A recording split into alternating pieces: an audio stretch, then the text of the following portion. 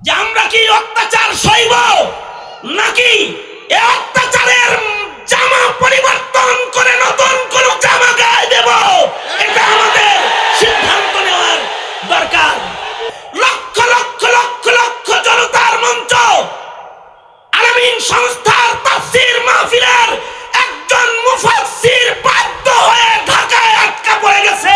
কতটা অধঃপতনের মালা আমাদের গলায় পড়ায় দেওয়া হয়েছে। এই যে আমাদের অধঃপতন, এর কারণটা তো আবিষ্কার করা দরকার। আমরা এখানে আজকে জড়ো হয়েছিলাম লক্ষ লক্ষ, কিন্তু কয়েক হাজারে আমাগরে কাজ করে দিল, কয়েক হাজার রাস্তায় বসে আমাদেরকে কাজ করে দিল, অথচ আমরা ছিলাম লাখ লাখ। এই যে আমাদের অধঃপতন, এইটা কেন? এই অধঃপতনের এই অবস্থান থেকে আমাদেরকে উঠে দাঁড়াবার জরুরত হয়ে গেছে। 18 কোটি মুসলমানের দেশ বাংলাদেশ, শাহজালাল, শাহ মাখদুম থেকে শুরু করে হাফিজজি, মুফতি আমিনী, শেখুল ইসলামের বাংলাদেশ, এই লাখো কোটি উলামাদের এই ভূমিতে আজকে মশাল মিছিলের মাধ্যমে উলামাদের মুখে জুতা মারার স্লোগান সংখ্যালঘু কাফেররা একত্রিত হয়ে দিতে সক্ষম হয়ে গেছে। এমনকি যারা ইসলামের পক্ষে কথা কয় তাদের মুখে তালা লাগাইবার সকল আয়োজন যেন তারা সম্পন্ন করে ফেলেছে। যেখানেই কিছু হক কথা হয় সেখানেই বাধা দেওয়ার জন্য তারা প্রস্তুত হয়ে গেছে। এই অত্যাচার, যেটা 17 কোটি মুসলমানের ইমানি অধিকার হরণ করার যে অত্যাচার বাংলার মাটিতে শুরু হয়েছে, এই অত্যাচার ভারতের মুসলমানের অত্যাচারের চাইতেও জঘন্য, বার্মার মুসলমানের অত্যাচারের চাইতেও অনেক বেশি জঘন্য অত্যাচার। আমাদেরকে ইমানি আমলি পরাধীনতার জিঞ্জির দিয়ে আমাদেরকে আটকাতেই থাকবে। আর আমরা চেয়ে চেয়ে দেখব এটাই কি হবে আমাদের হালত, নাকি আমাদের দিন বদলের কোন শপথ নেওয়ার দরকার পড়ে গেছে, এটা সিদ্ধান্ত নেওয়া দরকার।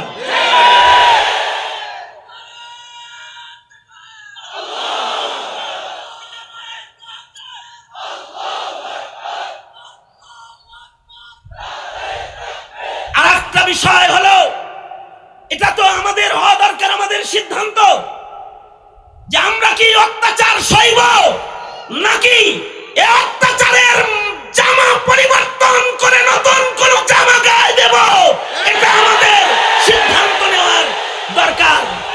এইটা হলো একটি কথা।